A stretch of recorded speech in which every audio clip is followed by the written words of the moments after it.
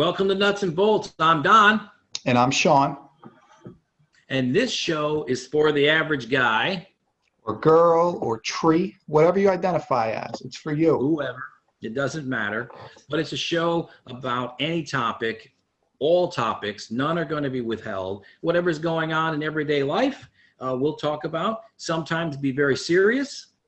Sometimes not. Sometimes you'll get a laugh out of it. Sometimes you get something to think about. Hopefully you get a little bit of both. I think that's what's important. We want to make it interesting for people to talk about, for people to have some entertainment. And, you know, how many times have you had a conversation with your next door neighbor when he's mowing the lawn about what's going on in today's world? You know, the different conversations you might have. Me, I've had zero with the next door neighbor who's mowing his lawn. None. Zero. None at all? Zero. Wow. And I'm excited. I'm excited to do this. I've wanted to make a YouTube channel forever, and now I've got a friend with you, Sean, and we'll have other people in and out from time to time. But I'm really excited. This is our first show, and that's right. That's right. Our first show ever. I'm as excited as you are, Don. I kind of want to just get something out there, get something for people to watch and listen to. And the most important thing is I want people to learn something or take something away, something to think about. Or give them nightmares. Maybe, if we're lucky. Now, listen, Sean, I talked to a professional YouTuber today. You did? And yeah, because like I said, I've never done this before, but I wanted to. And I wanted to get some tips from this young man. He's a professional YouTuber, like I mentioned. His name is Benjamin, and he came up with 3 things. And go ahead, Sean, let him have his due. So, welcome to YouTube. These are 3 tips of how to be good at YouTube. So the first one is find an editor. You probably already noticed, but still though, you gotta find an editor. Or you can edit it yourself, but find it. Okay, anyway, find an editor. The second one is to, you know, make an opening, like, subscribe, and all that. Like I just did right there. And then the last one is music. But, like, for your, like, outro, like when you leave the YouTube video when you're done. But, like video games, I don't know. Like, just put music at the end for entertainment. But you guys will think anyway, so it doesn't even matter. Well, he seemed to know what he was talking about. He definitely did. He definitely sounds like a professional. At the end, it was a little weird. Maybe he's worried that we're going to steal some of his thunder. Wow. But he talked about we need an editor, we need some music intro, and at the end of the clip, and then he said subscriptions and likes. You think that's valuable? I'd say so. I think it's important to get people to like and value your content. I agree. So hopefully he'll be seeing us catch up to him, because I think he's a really popular YouTuber. So I think as far as viewers and likes, I don't think it'll be any time we'll be right there neck and neck with that little kid. All right. So. With that, we'll start it off, right, Sean? I think we should. Okay. Now, I know that right now we've already passed the 19-year anniversary of 9/11, which then calls out the fact that in 2021, it will be the 20th year anniversary. And I am looking forward to seeing how America responds to the anniversary of such a tragic day. And you and I have had conversations about that day multiple times. Reminds me of something that occurred. It was in a movie called Volcano with Tommy Lee Jones, I believe. And at the end of the movie, it's a picture similar to this. Now, the picture you're seeing is from 9/11, the actual day. But at the end of the movie, they also show something very similar, like I mentioned. And the premise was that we're all people. You know, it has nothing to do with gender or race or religion, and that we seem to find a way to come together through things like a volcano or a disaster like 9/11. And this picture shows that. In that picture, there are various races, there are various genders, and that they're people. They're people helping each other on a very, very sad and solemn day. A day where almost 3,000 people lost their lives. It showed the disaster of the 2 Twin Towers. The Pentagon was attacked. And then eventually the third event was the plane that went down in Shanksville, Pennsylvania, when the passengers found out, you know, what was going on, and they decided to retake the plane, or attempt to, which brought it down in Pennsylvania. And who knows where that plane was going. There's obviously opinions as to where, White House or Capitol building. But they did what they felt was the right thing to do, sacrificing themselves for their country. But what I do want to talk about more than the specifics of the day is what I remember. And you're much younger than me, Sean, and we talked about this very thing about what we do remember. And I was probably in my 20s, and it was a very surreal day. But what I took from it later, after the fact, was something that when I look back with a lot of pride. And that, again, goes to America and being patriotic, and the flags that I saw on just house after house after house, or cars, and that people came together. And it didn't matter the color of your skin. It didn't matter your religion. People came together. And I do remember back then thinking about how unique that was. And I'm sure it was probably somewhat similar to the attack from Pearl Harbor, how people probably came together then. I wasn't born at that time. But I remember asking myself, I wonder how long that will last. And in some places it lasted for a couple of weeks. Some places it lasted for a couple of months. And the sad part is that it's just something that it took a disaster for people to come together. And I would love for people, governments, countries to find a way to get to that point where we are one. And, you know, I do believe in specific countries and specific cultures, but despite all that, we are still people of God.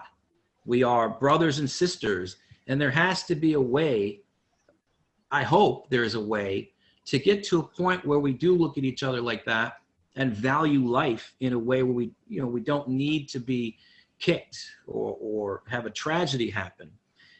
And I don't know the answer to that, Sean. I really don't, but it is my hope that somehow we find it. And right now, in particular, I don't really know if there's a specific person out there, you know, a world leader, whatever it might be, that could lead to that direction. Like I said, I really don't know, but it is something that I wish I could see, because during that time frame, like I said, this specific time frame after the tragedy of 9/11, it was probably the most proud I've ever been as a person, you know, to see these things. Thoughts? I definitely agree with you. I don't know what could unite America like that, but I hope to God I see it one day. Who knows? Yeah, I hope so. There's so much more value to life, and we all get caught up in how fast life can move. You know, That's right. Families don't, and you know, like, I'm sure there are families who do, but most, I think, families now are moving so fast that it's rare that everybody sits down at the dinner table to share a meal. It's probably rare now that they sit down to play a game of Monopoly or something like that. You know, families and people are going so quick, and life passes by quickly, and we miss certain things. There are certain values that we miss. And, you know, again, not to repeat, but I look forward to hoping that something happens where someone or a group of people can unite people to want to be better. Right. Right.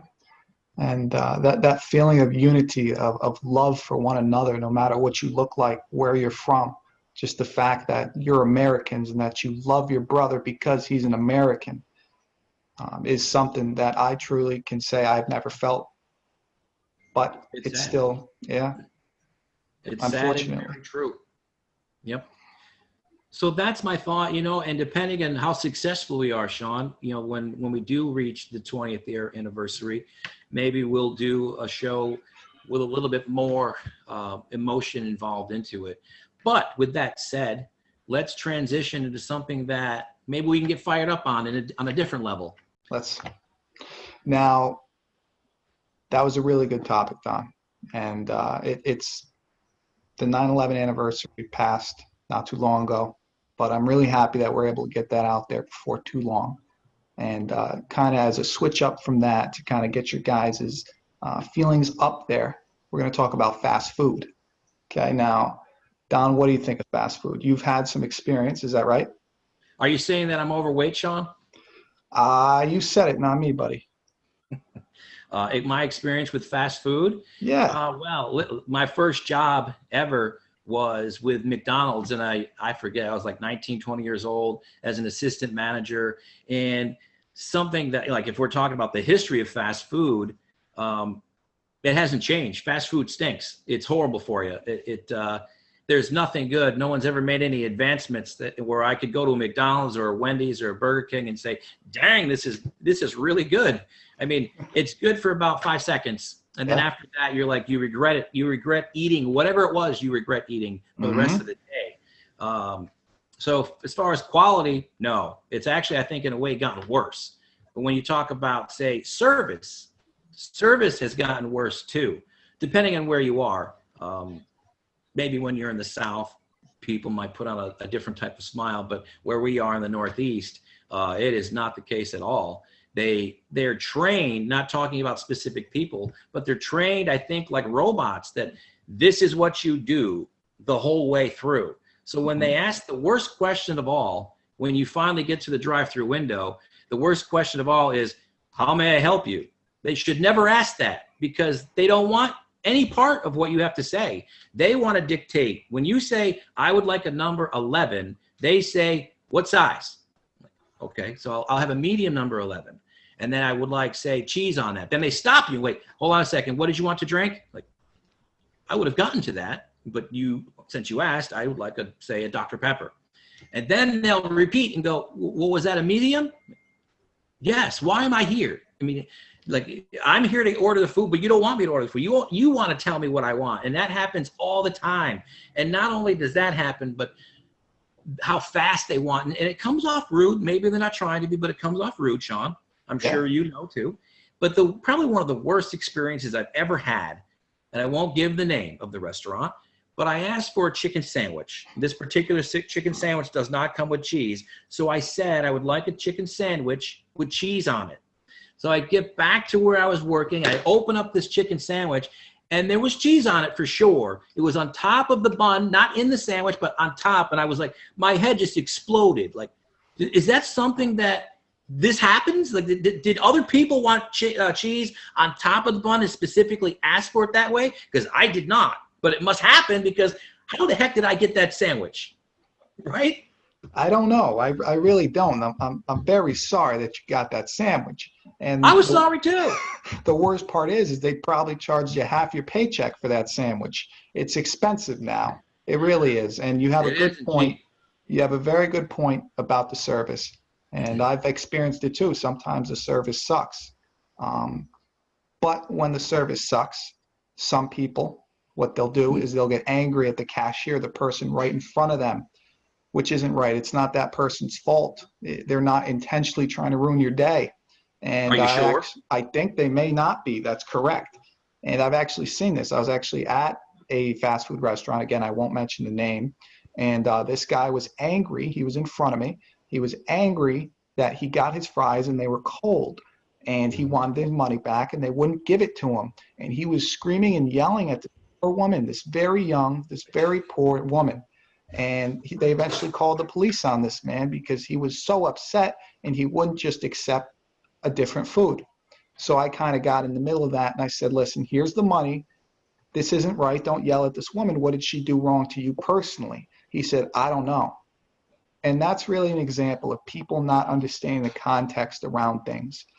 Yeah. Right? People, I think there's been a bond, and it's kind of broken apart. People don't understand that what they say and what they do can truly affect other people.